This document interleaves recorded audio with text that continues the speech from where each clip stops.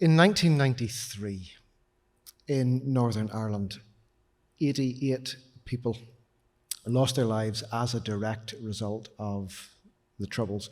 It was a similar total to the year before, a similar total again to the year before that. Sadly, one of the events of that year that stands out most occurred in October. It was the bomb on the Shankill Road. It took place during a busy Saturday afternoon, and 10 people lost their lives just on that one occasion. A few weeks earlier, at the grand old age of 19, I started teacher training college in Belfast. It was a 4-year course, and every year you were sent out to a local school for a few day visits, and then a block practice, a fairly intense period of teaching practice that really put to the test whether life in the classroom was for you or not. And over that time, I got to work with a number of really gifted, talented teachers who were committed to what they were doing, had great relationships in the room, and maybe most importantly, had the patience to train me. But aside from those relationships, I want to say a little bit about the context of those 4 schools in the mid-1990s. The first school that I was sent out to, this is the year where I'm 19 coming 20, that school was on the Shankill Road. It was within walking distance of the Shankill Road bomb. It wasn't the only event that happened during my time there. On a day visit, 48 hours before one of those visits, a woman's body had been abandoned just outside the playground in the early hours of the morning. During my block practice itself, one of the boys in my class, his stepfather was shot and killed in the city centre. There was a feud going on at the time, which sadly was not uncommon. And the school had a very clear policy, which was we don't talk about any of this. Whatever is happening outside these walls, it does not come into the classroom. In my second year, I was at a school slightly further out of Belfast. Things had changed. This is 94, 95. There was a ceasefire, an embryonic peace process. I suppose you could argue hardly a peace process at all, but things were changing. But nothing had changed near the school. The gable ends still carried murals of masked men with guns and messages of war. Now, I may have missed it, but it seemed to me that none of what was changing, no matter how slowly, and none of what was around the school was ever discussed in school. And the same thing happened again in my 4th year. The school that I sent to was a great place to be, but was also at what we would consider an interface. The end of one political, cultural allegiance ran out before another one began. So the school was quite close to that point. And again, none of what was being discussed in the media and none of the local context ever seemed to make it into conversation in the classroom. Maybe something happened when I wasn't there. I was only there a fairly short period of time. But it seemed to me that what was happening in society just wasn't reflected inside school. The closest we ever came to discussing that was on a school trip when 2 of the boys at the back of the school bus began singing a sectarian song, and they didn't get far into it before the teacher shushed them.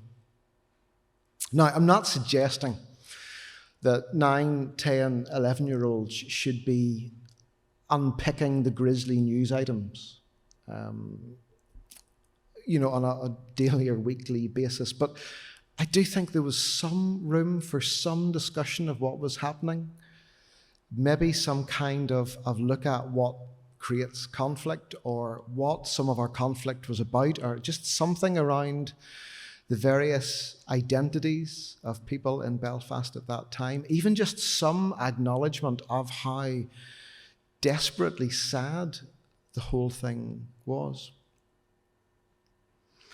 The school that bucked that trend completely happened in my 3rd year. It wasn't very old at that stage, maybe a little over a decade by the point that I went there on teaching practice. It was a school that had been formed by parents with the idea that no matter what political or cultural or religious background you were from, all children could be educated together. And it wasn't just about integration in terms of intake. It was also to do with integration in terms of practice. It wasn't just putting everybody of different backgrounds into a classroom together. It was about using that time to discuss what people had brought with them. I had an older class, primary 7, 10 coming 11. And their topic was India, mainly a geography topic, but because I was a history specialist, I wanted to crowbar in some history lessons. And so for a few lessons in my teaching practice, we looked at Gandhi, and you can't really look at Gandhi without looking at discrimination and prejudice. And I remember the conversation that I first had with that teacher and saying, if we begin to talk about discrimination and prejudice in an Indian context, what if the conversation moves to a more modern, Belfast context? Can we talk about that? Is that all right? Can we talk about that? And of course, the answer is yes. That's what we're here to do. And there was something refreshingly wonderful happening. I don't know if the lesson was particularly outstanding. I'm sure it wasn't. But for the first time, it seemed to me that what was happening in society was able to connect with what was happening in the classroom. Kind of spoiled me a bit, because by the time I had finished my training in 1997, I'd lived through a bit of the 70s, the 80s, the 90s. I'd had enough of the troubles.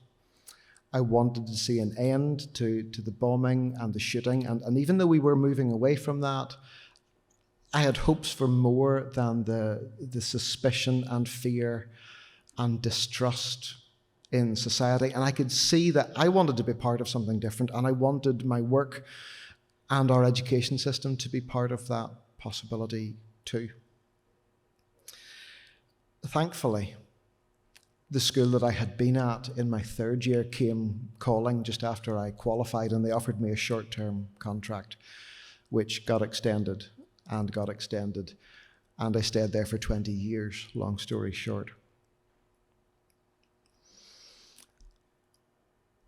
I'm 6 years out now, just over. This is my 7th academic year after moving away to many and varied other things. And I think there are two things sitting with me. The first is about the transformation that I saw take place. Teaching that way transformed me. I went in as a rookie teacher in my early 20s, thinking I had a fairly good handle on what was in the room and the different perspectives, and then spent 2 decades learning that there was quite a lot I didn't know. I think it was a transformative experience for the students as they got to bring their own background and culture with them and then explore some of that in the classroom. I think it was transformative for other members of staff and parents and for the school community more broadly. And I think in that time too, the education system transformed. Ways of looking at perspective taking and difference and diversity that people wanted to avoid like the plague 30 years ago have now become mainstream. Now, there's some research to say we could definitely be doing that better. It is far from perfect, but those ideas are now embedded in the curriculum in a way that they certainly weren't in the 1990s. But the question that I was struggling with back then sits with me still, and that question is, well, can we talk about this? There are things that divide us. What do we do with that? When and where do we talk about those? And how are we going to be with each other when we talk about them? Northern Ireland has moved on. Let's be positive for a moment. We are in a much better place than we were 25 years ago. But a quarter century after the Good Friday Agreement, I admit to a little disappointment that we haven't moved farther and faster. We're better, but there is still division. And division within our society translates into division within government. And we've had stop-start government for 25 years that's been fairly ineffective overall. Before we jump on our politicians, however, I think it's important to recognise that they don't get beamed in from somewhere else. They come from us. And we disagree about so many things, so many topics. It's not just about where the border is. It's about Brexit and immigration and access to abortion and our education system and global warming and how to handle a pandemic, and on it goes. We tend to pick a side and then not listen so much to anybody else who landed somewhere different. It'd be a really good ending to this talk if I had an answer to it, and I don't. I'm not sure what is needed. I'm not proposing some kind of local community forum where we all turn up every third Thursday with a story to share, although sometimes those things can be helpful. But I do think it's this. I do think there's something in our way of life that needs to change. Earlier this year, I listened to a friend of mine reflect on his experience of the Shankill Road bomb. He'd never talked about it in public before, and I didn't realize that he'd been working in the area at the time. I definitely didn't realize that he had been driving along the road at that point when the bomb went off, and he was one of the first responders on the scene. And reflecting 30 years on about the trauma of that event, both on him and on the local community, my friend said this: peace, if it comes at all, comes one conversation at a time, one event at a time, one relationship at a time. And I think there's a lot of truth in that. I think that we have a responsibility to ourselves and a responsibility to the generations that come after us. Not just to take opportunities to discuss the difficult, divisive issues, but to be a little bit more intentional and to be more creative, to create those spaces to discuss the things that have the opportunity to divide us, and to seize the opportunity to say, yes, we can talk about this. Thank you.